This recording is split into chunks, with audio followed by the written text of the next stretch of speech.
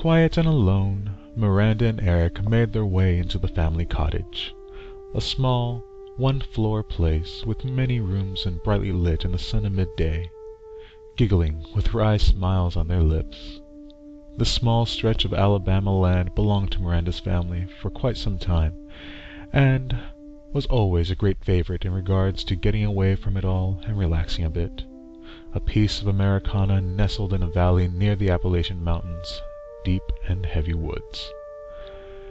This time around was far less for the family's own relaxation and vacationing, but moreover for Eric, Miranda's fiancé.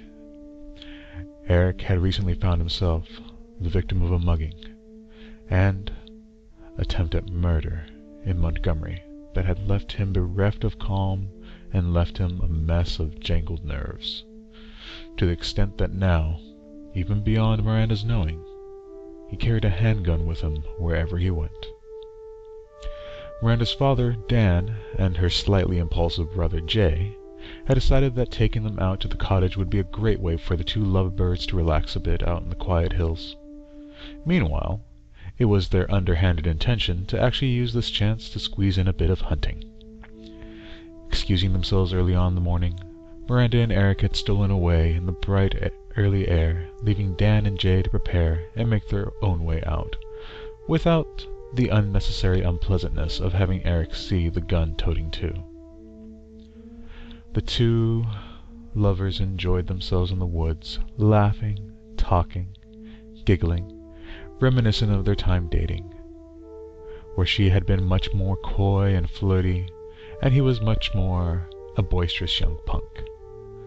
Deciding that perhaps the best course of action was to take the natural one for relaxation, the two had decided to make their way back to the cottage while Dan and Jay were out on the prowl. As they passed through the doorway and quietly shut it, the two smiled at each other with a smile that promised. Suddenly the peal of gunshot rang and reverberated across the woods.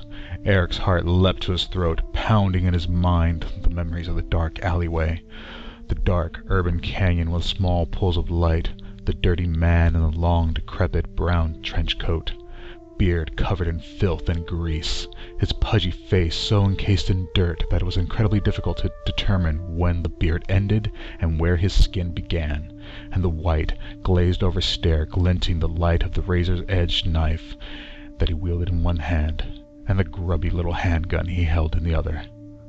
Eric reeled backwards, and instantly his hand went to the concealed pistol. Miranda looked at him solemnly and silently hugged him as best she could in order to console his jangled nerves.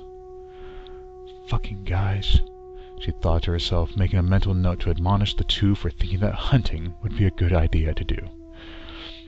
I need some water, Eric muttered almost in a whisper. The two slowly made their way towards the kitchen. Then another loud, wet thump issued from behind the kitchen's double doors.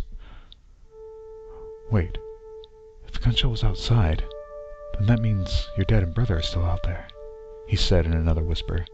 Miranda nodded, a wide-eyed look of shock on her face. Eric grabbed and held the gun in his pocket, released the safety, and slowly edged his way towards the door. With a loud crash, the door swung wide open. "I got a surprise for it!" In the confusion, all Eric saw was the glinting crimson splattering knife, a blood-covered body and face, a whir of brown fabric, and a gore-covered kitchen. Chunks of some sort of flesh fallen on the floor. Miranda's scream of horror and shock rang in his ears, his love's terrified sound echoing in him, snapping the last piece that holds back reaction. His hand swiftly brought the gun up and emptied it into the knife-wielding and familiar-faced offender. The shots echoed in the cottage as the loud, sickening thump of dead weight hit the floor. Eric held the gun, frozen in place, unable to move. Miranda let out peal and peal of horrified and sorrowful screeches. Flat on his back, a skinning knife in his hand, a long piece of near-pristine brown fur in his other.